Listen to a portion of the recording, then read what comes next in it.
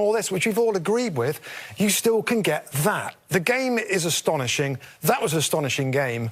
I mean, as the guy said in commentary, like, where did that come from? 7. Wow. Are we seeing the fruition of the transition from Mane, Salah and Firmino to, as Robbie says, Gakpo, Nunez and Salah? I think the frustration for Klopp and for the Liverpool fans is ultimately when Liverpool are at their best, it's energy. You talked about the flat performance last week.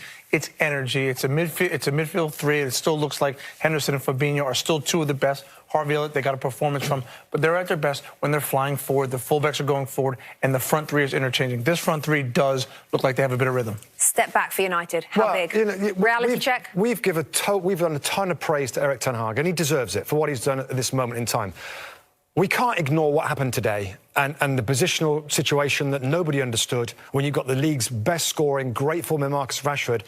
I think at some point near the end of the game, you know, like the fewest touches of any outfield player that started the game. We wanted to see him, Graham Lasso wanted to see him playing on the left-hand side, attacking Trent Alexander-Arnold. We never saw it. I don't get that. Listen, maybe explain something, but yeah, an awful day for Manchester United, yeah. We'll await the post-match interviews, but we've got to take you back to Peter Drury and Graham Lasso. Gentlemen, have you taken a breath? Where do you begin with what a story? One of the stories of the season so far, that game. Yeah, Rebecca, I'd love to be able to offer you something intelligent, but we are still slightly staggered by it, aren't we? Can you, in some sense, Graham, whether from Liverpool's perspective or indeed United's, rationalise that?